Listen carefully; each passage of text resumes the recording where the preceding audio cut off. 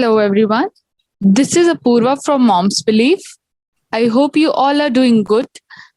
Allow me to introduce our today's guest.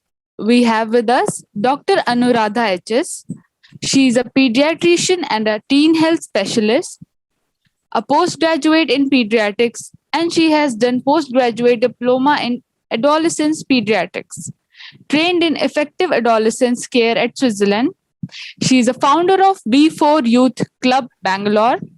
She is Teen Spirit columnist for Bangalore Mirror, trained parents and professionals in adolescence health, Cairo, Sharjah.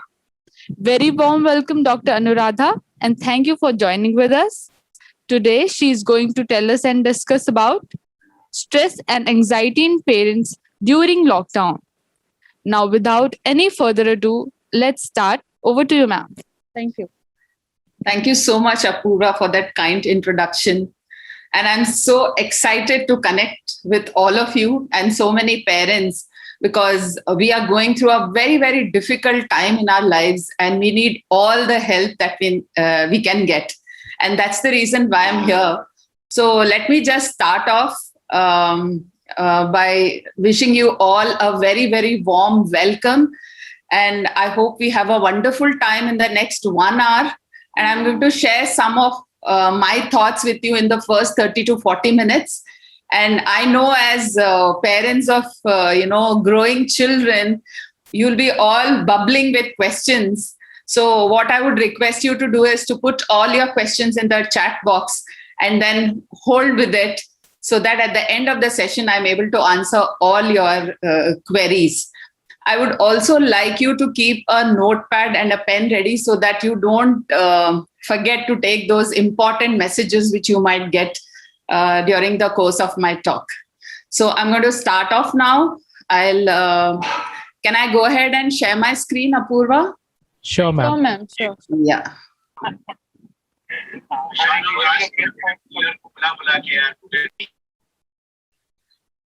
So today we are all gathered here to talk about a very, very important topic that is, uppermost in our mind today, and that is about the parental stress and anxiety that we are going through in lockdown. So today what I'm going to cover is what stress really means. What are the sources of stress that are there around us? And especially when it comes to COVID, what are those stressors which are working through the day and all the time around us? How do we actually identify stress? And once we understand all of this, we'll go on to understand all those tools that are necessary to manage our stress in the best possible manner.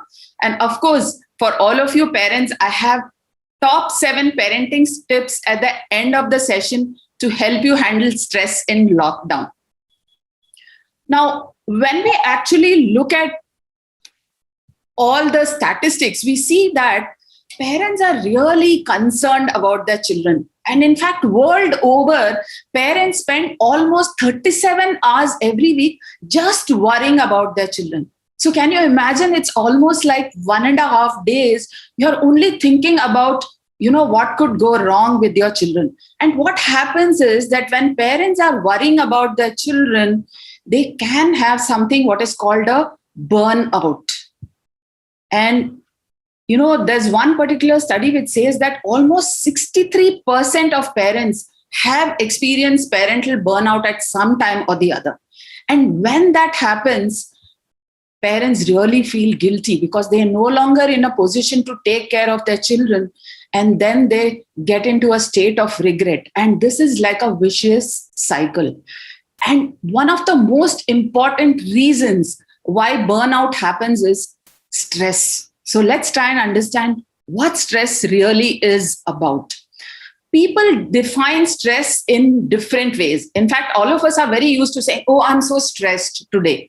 But what does it actually mean? While many people associate this term with psychological stress, when scientists and physicians use this term, they identify stress as any force that impairs the stability and balance of bodily functions. So when stress starts affecting your body, because you know that our mind and body, they work in sync. So anything that goes wrong with the mind is definitely going to affect our body. So where does the stress actually come from? So it can come from three main sources. One is the feelings or the emotions. So this source of stress is within. It is within ourselves.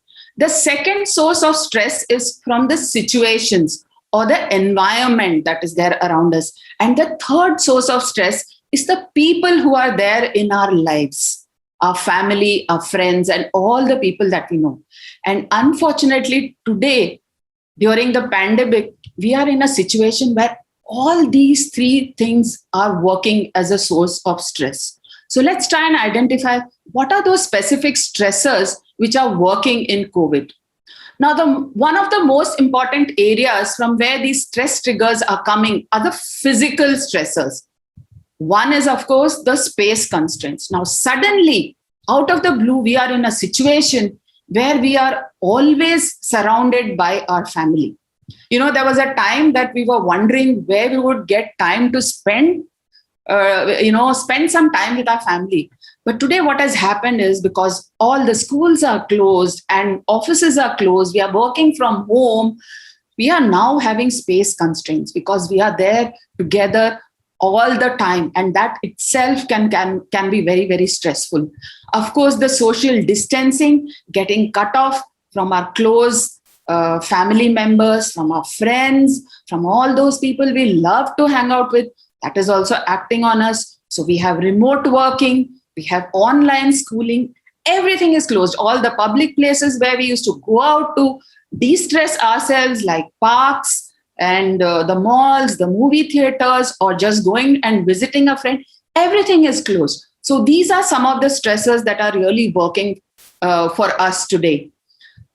The other stressors that are acting during COVID are psychological. Now, many of us in the last 18 months have unfortunately gone through many tragedies. Some of us have been really touched very close because we have lost our loved ones. And sometimes it's even when we hear about, all that is happening around us, it can really be very, very stressful. The second is, of course, our personal health, because we don't have time now to go anywhere, and there is less physical activity, and we are always confined within our houses. It has taken a toll on our personal health. It has been very stressful. So medical problems are also on the rise, and they have acted as a stress trigger for us. I don't have to emphasize this more, that the financial stress, the economy has really suffered, and many, many parents, they have lost their jobs, or they have had to do something very different just to keep things going. The working hours, I especially hear from most parents who are working remotely, who are working from home, they say that there are no boundaries. So they are working almost all the time, even during weekends. And that is also very, very stressful. Also, now we are in a situation where the children are at home, and the children are also having a lot of fears and anxieties because they don't have school, they can't connect to their friends, and they are also hearing many, many things which are happening to their own family and to other people, and it is instilling fear in them. There is a disruption of routines, because what was considered normal earlier, we almost are beginning to forget that. Along with that, parents have also had to face many behavior problems which the children have developed because of their fears and anxiety, and also the very fact that everything is so uncertain for them. We also have had psychosocial stressors during COVID care time, because right from a very young child to older children, there was some child care support earlier. And now, because everything is closed, the parents have become like they have to do multitasking. So they have to take care of the house, they have to take care of their work, they have to take care of the child, and as well, they have to do even help them with their homework and online learning. So there are many, many roles that parents have had to play. And I'm sure This is really, really stressful for all of you. Coupled with that, the social isolation, there is no opportunity to actually talk to your friends and tell them what you are going through. And being confined in a closed space with the entire family together all the time, with very little time left for your own self, there are many family conflicts that are happening. And of course, I don't have to tell you, I'm sure all of you must be experiencing this, that all of us, adults as well as the children, we are having excessive screen time because we don't have anything much to do and it is difficult for the kids to go out. So we are spending more and more time online, and that itself is adding to our stress. Even though we have now kind of moved from the first wave to the second wave, we are still not sure what future has in store for us as far as this pandemic is concerned. And this future uncertainty is really, really stressful because kids don't know when they'll be able to get back to school. Parents are not sure whether they will be having their jobs, whether they'll be able to go back to office or just get back to what was normal earlier. So these are all the stressors and the trigger factors that are working for us. Now, why are we so worried about all these stressors? Many of these were there even prior to the pandemic. Now, for this, we must understand that stress has a kind of a cascade effect. That means one thing leads to the other. Why? Because I mentioned earlier that our mind and body have a very, very strong connect. So when you are under stress, there is a surge of stress hormones which are released in our body. And when that happens, our body actually experiences or feels that stress in a very different way. So what happens is that you start breathing fast, your heart rate starts increasing, your blood pressure goes up, your blood sugar goes up, your eyes start dilating, and your muscles, every part of our body is affected by stress. And you actually feel these symptoms of stress in your own body. So how many of you have experienced all these symptoms? I sure have. So when we are stressed, we can get headache, we can get rashes, abdominal pain, starts beating fire, we start sweating more. We have all kinds of aches, body ache, backache, digestive disturbances, as well as sleep disturbances. There are also mental side effects of stress, and they can come in the form of forgetfulness, carelessness, irritability. When we are stressed, so many times we forget everything and we get so frustrated, and then it can lead to anger outbursts. And there are increased conflicts and fights in our environment. There is a feeling of fear, there is sadness, and we may even be bored. So these are all the multiple side effects or the signs and symptoms that you get as a part of stress. Now, what I'd like to share with you is that stress not only has an immediate impact, even when the trigger or the stressor goes away, there is some lingering effect.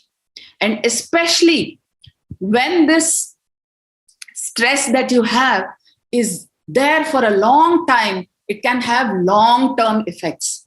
So we have a risk of developing psychiatric disorders like a post-traumatic stress disorder, anxiety, depression, and we can have health problems like obesity, a weakened immune system, heart problems, high blood pressure, diabetes, and a predisposition to addictions. So there are long-term effects of stress. Hence, it becomes imperative that we know how to handle or manage our stress. And to tell you the truth, there was this one study, this survey that was done during lockdown. This was in India, and they interviewed some 234 people, and they found that almost half of the people who were interviewed, they had trouble sleeping during lockdown. And nearly more than a quarter, about 28%, had post-traumatic stress disorder. And 82% said that even when there was nothing happening, they were having physical reactions which were they could not attribute to anything. So suddenly people would start sweating, feel really scared, they have breathing problem. So these are the multiple problems which can happen when there is stress. Now you must be wondering, oh my God, if there is stress, what do? Is stress really good or is it bad for us? So let's try and understand whether stress is necessary. If you just look at this graph, you will see that on the bottom there is a line and that shows you stress or pressure. And on this axis, you have something called performance. Now, when you look at this end of the curve, this is a U-shaped curve. When you look at this end of the curve, you will see that when this is a place of zero stress. So this is a place of zero stress. And when you have zero stress, the performance is also zero. But at the same time, if you go to the other end of the curve, where you have extreme or 100% stress, very high stress, what happens is that you have burnout, and here also there is zero performance. So I hope you understood that. So when you have zero stress or zero pressure, also you have zero performance. And when you have extreme stress or you have burnout, then also you have zero performance. So stress is there and stress is necessary. But only thing is that the stress has to be what is called optimal. And when stress is optimal, you will have the best performance. How many of you remember that when you had when you had an appraisal or when you had an exam, when you were in school or college, you were stressed, but that little bit of stress was required because it motivated you to prepare for all that. But if you didn't feel any anxiety, you wouldn't prepare for the exam. But at the same time, many of our children, they reach a place where the stress is so high that they are unable to perform. Hence, stress is necessary, stress is good, but it has to be managed so that you are able to get the optimal performance. So how do we do that?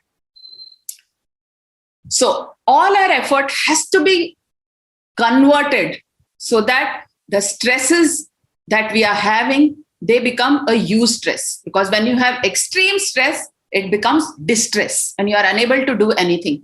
At the same time, if you make this stress manageable, you reach a place where you have eustress or optimal stress, the best that helps you to perform to the best of your capacity, to be the best parent that you can be for your child.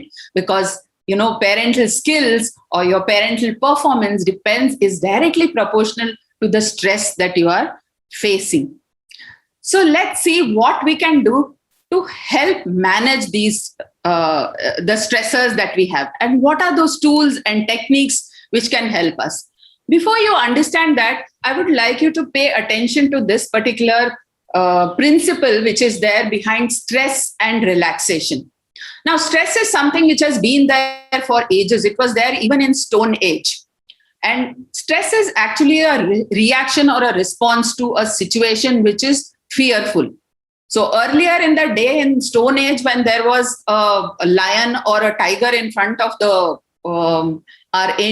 Stone Age man, what would they do? They would either fight the lion, or they would be so scared that they would freeze, or they would run away. So this was called the fight, freeze, or flight response. Though that situation is no longer there, but we have other stressors and we respond to that in the same manner. And when we respond like that, I told you about the stress hormones. They are the ones, they start working in our body. And they really continue to work on our body and mind. And they can give rise to all those negative impacts I spoke about earlier. So hence, if we have to reverse the stress response, then we have to get into a relaxation response. And when you practice relaxation skills, what happens is that all those stress hormones, they start reducing in the body. And what starts going up is the feel-good hormones. And they are the ones which are released when we practice relaxation skills. And once you are relaxed, what happens is that you feel less helpless and you feel like you have more choices and you can think about how you can respond to a stressful situation. And all our stress management techniques are directly linked to this. So I'd like you now to make a note of these 4 A's that I'm going to talk to you about stress management. So I'll repeat, there are 4 A's which are necessary for stress management. Please make a note of that. Number 1, A for avoid unnecessary stress. So see if you can avoid unnecessary stress.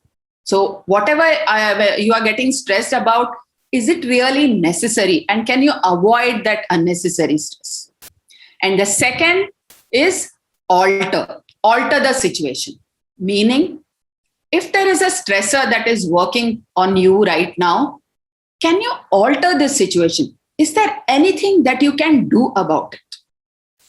The third A stands for to adapt to the situation. Now, if I can't avoid the situation, I cannot alter the situation. Is there anything I can do to adapt to the situation? That is the third A. So the fourth A is to accept. So once we are not able to change anything as far as the stressor is concerned, then the fourth A is to accept the things that you can't change. So I hope all of you have made a note of it. The first A, I'll repeat, is for avoiding the stress. The second A is for to alter the situation if possible. The third A is to adapt to the situation. And if you are not able to do any of those, then just accept the things that you cannot change. So these are the 4 basic rules of stress management. So let's see, if you have a stressor, let's take the example of one of the stressors that all of you are facing as a parent today. That is about getting your kid to do homework at home with online schooling. So let's say the stressor. So the first step is to identify the stressor. The stressor is that now, since schools are closed, you have become the teacher for your child and you have to help them with online learning. You have to help them with the homework. So that is your stressor. So let's see. Now, do you have any control over this stressor? Can you run away from this? No, that's not possible. And you can't eliminate the stressor, and neither do you have control over it, because the situation today is such that we do not have hopes of the schools reopening immediately in the near future. So until then, this is a stressor that you need to handle. So if you can, now you have to do so. So now that you can't eliminate the stress, you need to build the skills that you require to deal with it. So how can you go about handling these, the situation, the stressor that you have in front of you? So this is how you need to work on each of your stressors. And when you do this is where you will be able to get into a relaxed state, and you will be able to look at all the options that you have to handle these stressful times. Now, as far as COVID is concerned, there are few general things which I can really help you as a parent that will work for your entire family in order to manage the stress that you are facing today. One is, of course, the most important is to get structured. So make sure that you have healthy routines for your entire family. Obviously, when you don't have the pressure of going out of the house in the morning to office, or of your child going to school, it's possible that you may not be able to do things at the right time. And what happens is that I've spoken to many parents and children, and they say that their routines have got disrupted. And believe me, as far as children are concerned, children love routines. And if they have a structure, they do much better. So one of the suggestions I have for you is get structured. See if you can have a healthy routine for yourself and your entire family. Second is, of course, balancing screen use. Now, prior to the pandemic, we all said that no, the children cannot touch the screen and they should not come near the. Now, today, suddenly what has happened is that we have to do everything online, from our entertainment to our work to schooling to ordering things. Everything requires a screen. Hence, it becomes very important that we have a balanced approach. So balance your screen use with good number of offline activities for yourself as well as your child. Now, since children are at home, they tend to get bored because they have online classes and they have nothing else to do. They find it They don't have a place where they can go out and play with or connect to their own friends. So it's a good time for us. So look at the positive side of it. Since the children are at home, please involve them in the household chores, because you don't have help anyway yourself. So it's a great idea to teach children many, many skills which will help them in the future to become independent. And also make sure that in your busy schedule, you have some time that where you can take care of yourself, because we all saw that, when parents burn out, the batteries are all dead, then we need to recharge ourselves to really get into a situation where we are able to handle all our stressors. Regular physical activity is really, really important for all of us. In the last 18 months, ever since we've had the pandemic, we have had an increase in obesity and overweight among children and as well as adults. And this is quite worrying for us. So regular physical activity is very important. Now, you might be thinking that, how do we do physical activity? We can't even go out. We are cooped up at home. But believe me, there are a lot of options. So one of the good ways of using your online time is to look for opportunities where you can involve your children in physical activity. So there are many, many options out there. Please go and explore. There are online yoga classes, there are dance activities, there are other fitness programs for different age groups. And imagine how much fun it would be if you could do this together with your child. And these were all things which you really wanted to do prior to the pandemic. So now is the time where you can actually get to doing that. I don't have to emphasize enough that sleep and rest is very, very important for you as well as children, because sleep is one which reverses all the stress response that you go through. Children have reported that there is disruption of their sleep. They don't get sleep. They are getting up in the middle of the night. There are many reasons for that. One is, of course, the anxiety and the uncertainty that is there in their lives today, and the fact that they are not able to connect to their friends really in person. All they can do is connect with them through social media. And what is happening is that many of us are using gadgets when we are just going to sleep. And this also causes a disruption of our sleep. So make sure that you and your child get adequate sleep and rest. Because we are at home and we have now got used to getting things online, including our groceries, vegetables, everything. What is happening is also that, we have nothing else to do. And many of us, just reach out for whatever is there around us. But believe me, one of the important ways of handling your stress and staying calm is to go in for a stress busting diet. So avoid excessive caffeine, junk food, and salted and ready-made foods that are out there, and reach out for healthy snacks. Reach out for vegetables, fruits, nuts, and all those complex carbohydrates. Don't allow your children to just kind of feed on bakery stuff and all those ready-to-eat stuff, because what happens is that they, again, when you take stress-busting diet, they release certain feel-good hormones in our body, like the serotonin, and that stabilizes the blood sugar of our body. It makes us more active and reduces our stress. So reach out for fruits, reach out for nuts, reach out for vegetables, and try to maintain a healthy stress-busting diet. There are certain relaxation techniques which really help to manage stress. And I'm sure many of you might be aware that in yoga, we have a very strong component of this, which is the breathing exercise or the pranayama. Apart from that, there are several other techniques which you can easily find online, which really help. So especially now that we are dealing with a virus, which is predominantly a respiratory virus, and it has affected so many of us, it's a good idea to devote about 15 to 20 minutes every day to breathing. It not only helps you to stay healthy, but it also reduces your stress. So there are several techniques which help, like progressive muscle relaxation, meditation, dance, guided meditation, pranayama, and just even talking to your friends and listening to other people. So these are some of the ways or the relaxation techniques which are really going to help you.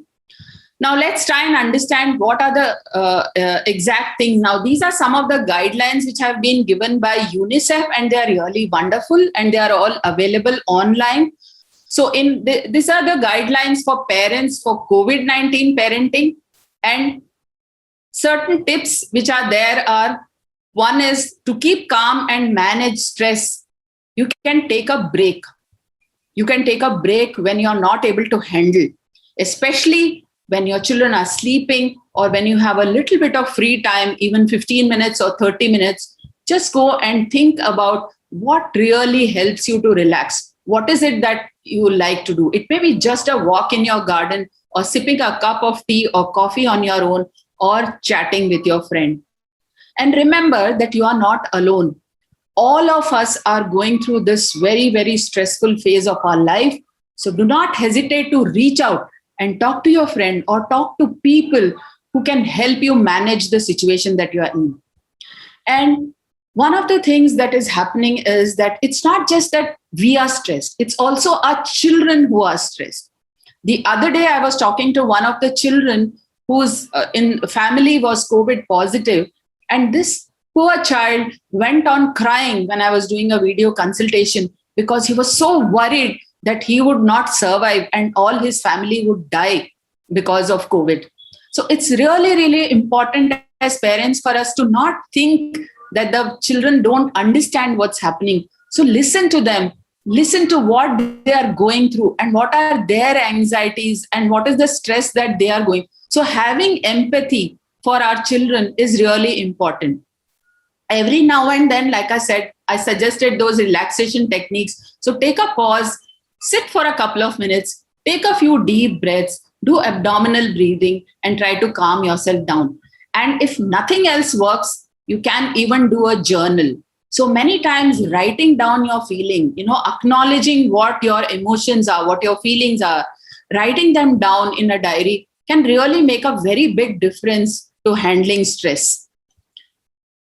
As far as the children are concerned, what really works is a one-on-one time. Now you will be telling me now that, oh, we are there with the children all the time, 24/7. What more can we do? But when we talk about one-on-one time, which is all that you were longing for prior to the pandemic, when we talk about one-on-one time, it's about setting a time aside for a child for about 20-30 minutes every day, one-on-one. This is a special time. And this is a time where you do what the child wants you to do. And that is what is the most important thing. And when you do that is where you will really feel connected to your children as well as teenagers. And remember that media-free time is very necessary. So every time that you spend for relaxation or of your work or this homework, it doesn't have to be always connected to media. So there are many, many ways of spending your time together. Reach out for those board games, just dance for 10 minutes together or do some fun activity together. So that way you get to spend special time with your children and also reduce your own stress as well as the child. A very, very important message that I would like to give you today is that please do not take shortcuts yourself. Whenever there is stress, there is a great tendency for us to look at negative coping mechanisms. And these are in the form of smartphone addictions and all other kinds of addictions. It can be with sleeping pills, it can be with alcohol, it can be with drugs, it can be with smoking. When we are stressed, we really like to reach out for these negative ways of coping with it. And this is something that you really need to watch out for, because this is going to have a very, very serious impact on your health in the long run. Now, just a word that I want to share for all those parents who have children with special needs, children with disabilities. It can be a very, very tough situation, because today, even with a child who has no other special needs, it is so difficult to parent. So I can imagine what it is like for a parent who has a child with disability, with closure of all the support centers, disruption of therapy that has happened because children have no place to go. And fortunately for us, we have organizations like Moms Believe, which has so many online options for all the parents. And that can be such a big relief because it helps you to continue that learning that is required, the therapy that is required for all your children with disabilities. And many parents have noticed because these children have no place to vent, and many of them are not able to express. There may be worsening of challenging behaviors, and that can give rise to more and more psychological distress even among the caregivers. So we really need to give a special thought for parents of children with disabilities. We need to keep them safe because even a simple thing like teaching them hygiene may be a very big thing for the parent. So we really need to be supportive to these children. We have to be empathetic and loving, and we have to communicate to our best possible capacity with these children so that they are also able to manage their anxieties. Another huge challenge that we have seen in COVID is that crowded homes and communities have brought up new challenges for parents because people are together all the time. There is increase in conflicts. There is lack of privacy. And many times when parents are stressed and angry, they resort to harsh parenting and controlling parenting. And we have had, that's why a big increase in child abuse in the last couple of years. So stress, anger, anxiety, maintaining hygiene, all these are very, very difficult in crowded homes, but still there is a way. So wherever you are, reach out for help, share the load among all the people that are there inside the house. Help your children to maintain hygiene and physical distancing in your own environment. See how best you can do good amount of exercise, take breaks and relax. Now I come to the most important part of the presentation, and that is the top 7 COVID parenting tips. It's almost like a summary of what I have spoken to you about. So the tip number 1, structure.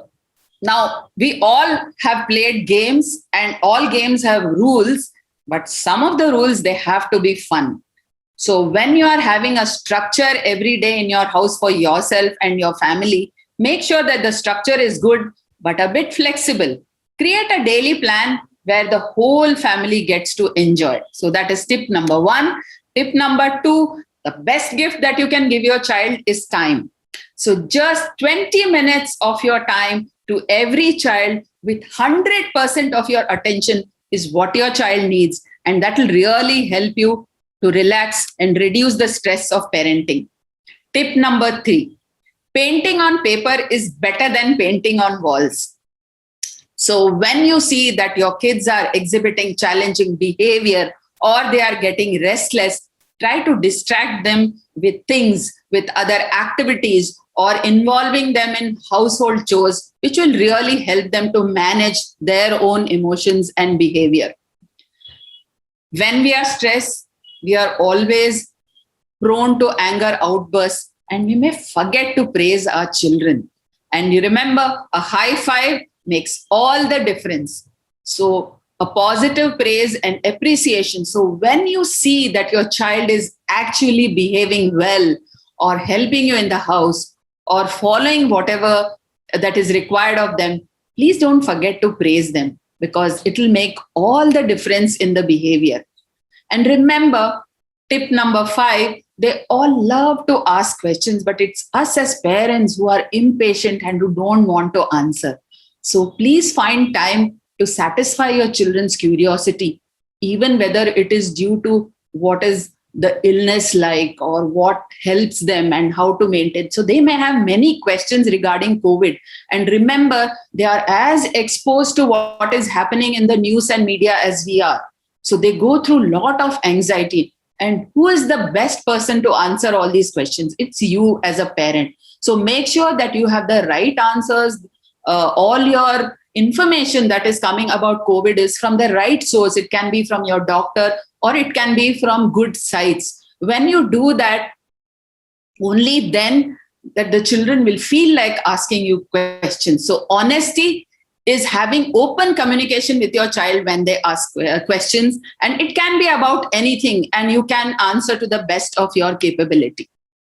Tip number 6, once you start talking to the child, and if the child is having challenging behavior and you feel that your stress is getting onto you and you are getting very angry, remember that once there is a conflict, if you start with one word, then that word leads to another, and so on. It can blow up in your face. So that is why whenever you feel angry and you feel overwhelmed and you are unable to handle that situation, be patient.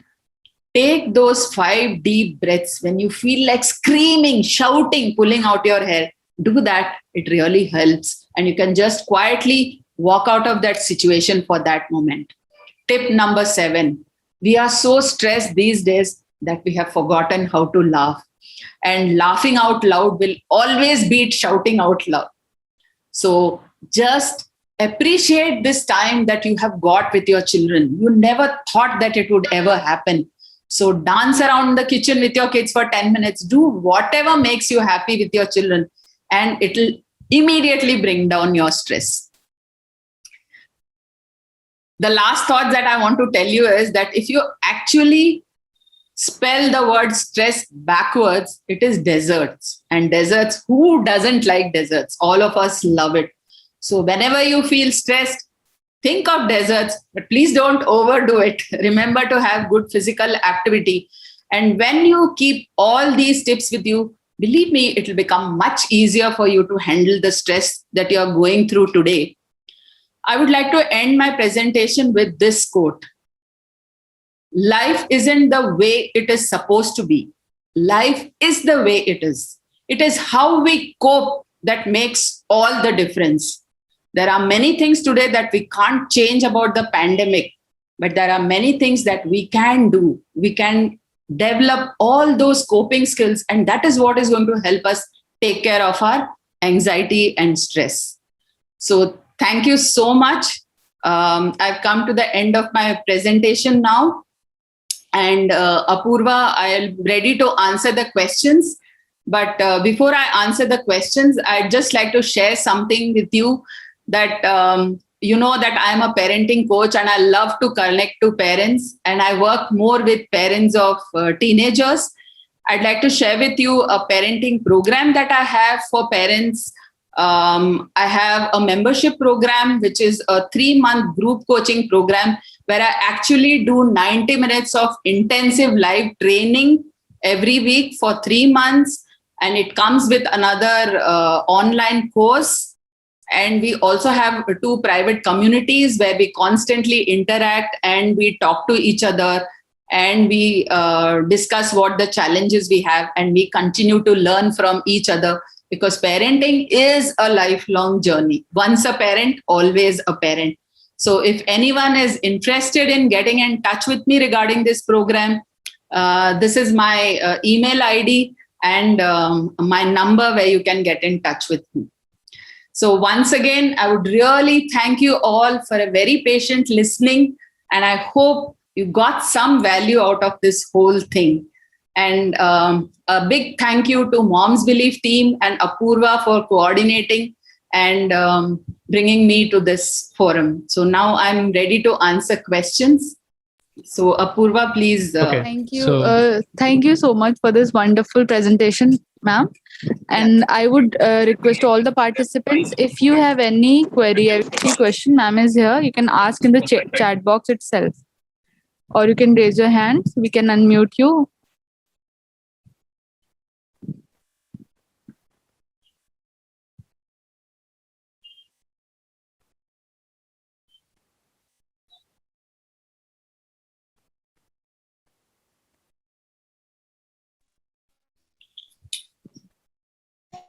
Do we have any question, or should we wrap it? Anandi has a question. Okay. Hello, ma'am. This is Anandi. Yeah, Nandi, please tell me.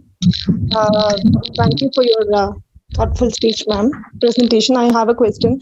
Can you share some thoughts regarding I'm sorry, I'm not able to hear you. regarding tantrums, how to deal with it?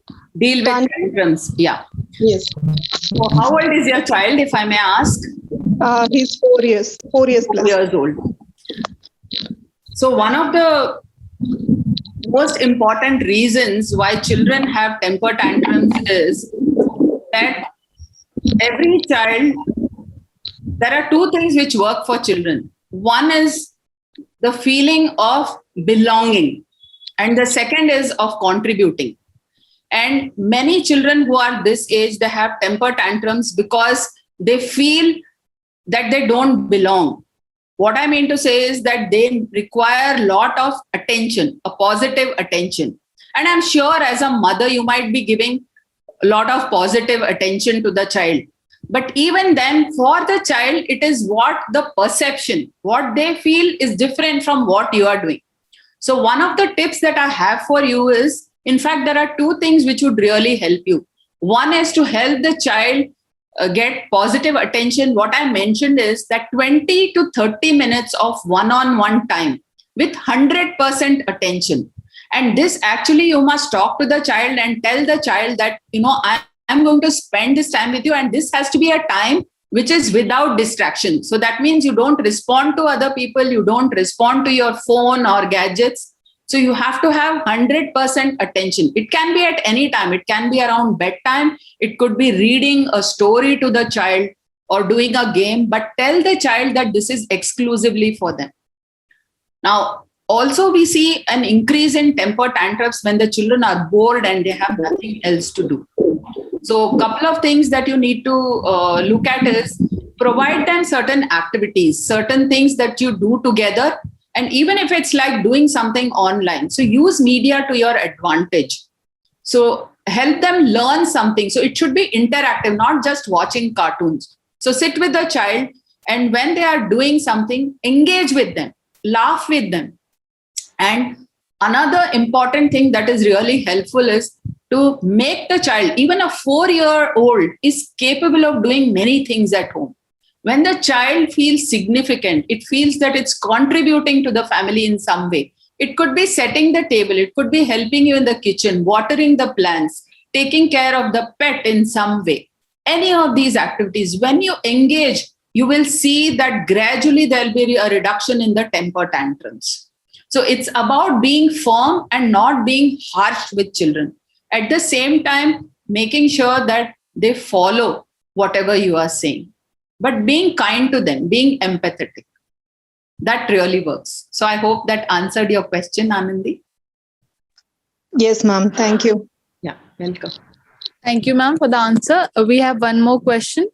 Yeah. Let me read it to you. My question is around the tips, especially the fun part in distressing. How do you think we can strike a fine balance in managing these, having still keeping the control? Absolutely. See, having fun doesn't mean that you are not a good parent. Many times what happens is that we are so busy giving advice and, making the children follow. It doesn't mean that you should stop having fun with them. In fact, half the time the children will really follow and do everything when you start having. So have a balance. I'm not saying that when they're doing, so make it very clear that, there is, so when you have a proper healthy routine and you also, but, being spontaneously, there is a child within us always, even as a parent, right? And when we bring out that child in us and we suddenly do something that is crazy or unexpected, or do something fun with the child, it could be, like I said, just doing a dance or doing something that you wouldn't normally do. It can be a great way to communicate with your child. And also it helps you to manage your own stress in a much better way. And it no way prevents you from being the parent that you want to be otherwise also. I think we can wrap up. Okay. Thank you for this wonderful. Okay. Do we have any questions? The short tail has not come back to the same level as others. No. Okay. I just wanted to Oh, thank Dr. Anuradha. Thank you so much, ma'am. Thank you. Yeah, you're welcome. Yeah. Thank you for this wonderful opportunity. Thank you for this wonderful and informative session, ma'am. And thank you to all the participants and professionals. We appreciate you being here. Thank you. We shall see you next time. Have a good day. Thank you. Thank you. Bye-bye.